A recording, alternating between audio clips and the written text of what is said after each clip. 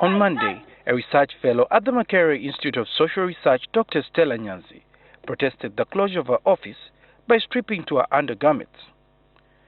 A few days later, the university's vice-chancellor set up an 8-member committee to investigate the issues that led to Stella Nyanzi's strip protest and related matters.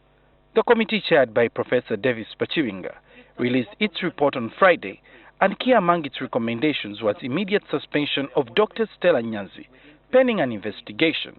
This was promptly done. But Dr. Nyanzi's lawyer, Isaac Semakade, now claims that his client was suspended without regard to procedure. Dr. Stella Nyanzi has a standing contract with the university in which her ordinary place of residence, in which her post office box number is known.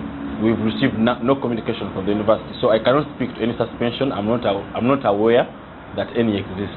Instead, the lawyer says Dr. Nyanzi's supervisor, Professor Mahmoud Mamdani, the executive director of the Makerere Institute of Social Research, should be ordered to step aside pending investigations, since he is in the thick of the issues under investigation. It appears that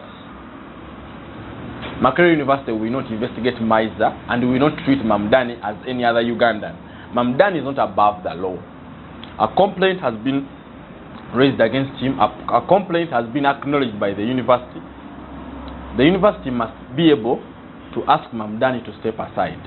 In a post on a Facebook page and Twitter account attributed to Dr. Stella Nyanzi on Sunday, she threatened to protest by stripping again at the Makerere University Freedom Square if Professor Mamdani is not suspended as well, to allow investigations by the Appointments Board. But her lawyer said he was not aware of such strip threats.